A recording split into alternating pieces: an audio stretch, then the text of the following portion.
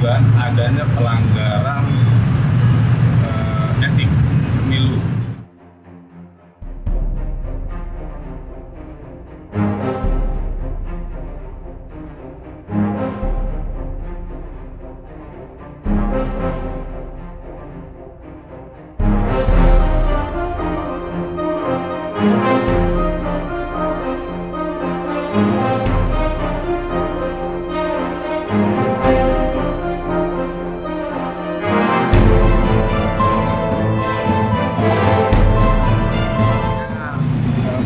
Kampanye itu dilakukan setelah masa sosialisasi. Namun pada saat pemilihan nomor urut itu disampaikan oleh calon presiden nomor 3, nomor urut 3, yaitu dia menyampaikan adalah mengkampanyekan dirinya. Nah, seharusnya hal itu tidak boleh dilakukan.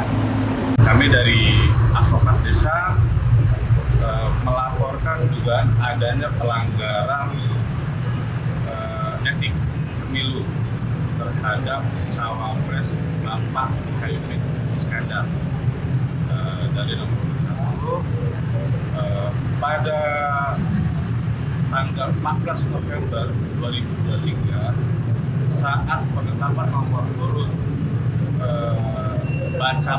bacawa pres dan capres di KPU Republik Indonesia.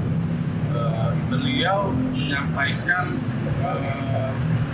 pidato yang isinya menggiring opini publik untuk memilih nomor urut 1 sebagai calon presiden maupun bakal calon wakil presiden.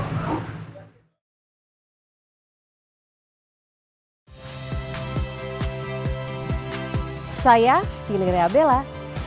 Saksikan program-program Kompas TV melalui siaran digital, pay TV, dan media streaming lainnya. Kompas TV, independen, terpercaya.